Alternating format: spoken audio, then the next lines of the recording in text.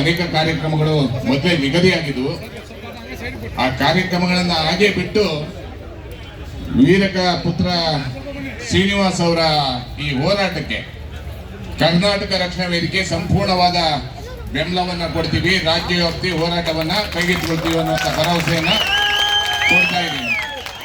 ಯಾಕಂದ್ರೆ ಸಾಹಸ ಶಿವ ವಿಷ್ಣುವರ್ಧನ್ ಅವರು ಈ ರಾಜ್ಯದ ನಾಡು ನುಡಿ ಗಡಿಗಳ ಬಗ್ಗೆ ಅನೇಕ ಸಂದೇಶಗಳನ್ನ ಕೊಡೋದ್ರ ಮುಖಾಂತರ ಅಭಿಮಾನವನ್ನ ಹೆಚ್ಚಿಸಿದಂತ ಒಬ್ಬ ನಾಯಕ. ಬರೀ ಕರ್ನಾಟಕದ ನಾಯಕ ಅಲ್ಲ, ಅವರು ಅಂತಾರಾಷ್ಟ್ರೀಯ ಮಟ್ಟದ ನಾಯಕ.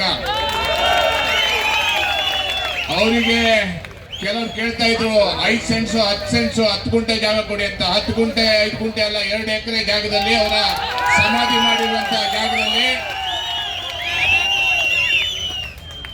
ಅದನ್ನ ಸ್ಮಾರಕವಾಗಿ ಅಭಿವೃದ್ಧಿ ಮಾಡಲಿಕ್ಕೆ ಅವಕಾಶ ಮಾಡಿಕೊಡ್ಬೇಕನ್ನುವಂತ ಎಚ್ಚರಿಕೆಯನ್ನ ಸರ್ಕಾರ ಕೊಡ್ತಾ ಇದೀವಿ. ಸರ್ಕಾರದ ರಾಜಕಾರಣಿಗಳು ಇಲ್ಲಿ ತನಕ ಕಣ್ಣನ್ನ ಬಿಟ್ಟಿಲ್ಲ.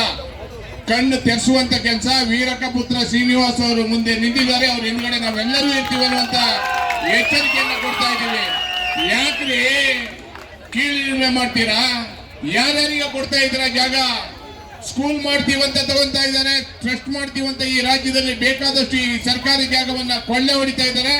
ಆದ್ರೆ ಈ ನಾಡಿನ ಅಗ್ರಗಣ್ಯ ನಾಯಕ ನಟನ ಯಾಕೆ ನೀವು ಕೀಳಿಮೆಯನ್ನ ನೋಡ್ತಾ ಇದ್ದೀರಾ? ಈ ಕೂಡಲೇ ಒತ್ತಾಯವನ್ನ ಮಾಡ್ತಾ ಇದ್ದೀವಿ. ಯಾವ ನಿರ್ದೇಶನವನ್ನ ಕೊಡ್ತಾರೋ ವೀರಕ ಪುತ್ರ ಶ್ರೀನಿವಾಸ್ ಅವರು, ಅವರ ಜೊತೆಯಲ್ಲಿ ಕರ್ನಾಟಕ ರಕ್ಷಣಾ ವೇದಿಕೆ ಸಂಪೂರ್ಣವಾಗಿ ಕೈ ಜೋಡಿಸುವುದರ ಮುಖಾಂತರ ಅವರ ವಿರುದ್ಧ ಸರ್ಕಾರದ ವಿರುದ್ಧ ಹೋರಾಟಕ್ಕೆ ಸದಾ ಸಿದ್ಧವಾಗಿರ್ತೀವಿ ಅನ್ನುವಂತ ಎಚ್ಚರಿಕೆಯನ್ನು ಕೊಡ್ತಾ ಇದೀವಿ. ನಮಸ್ಕಾರ.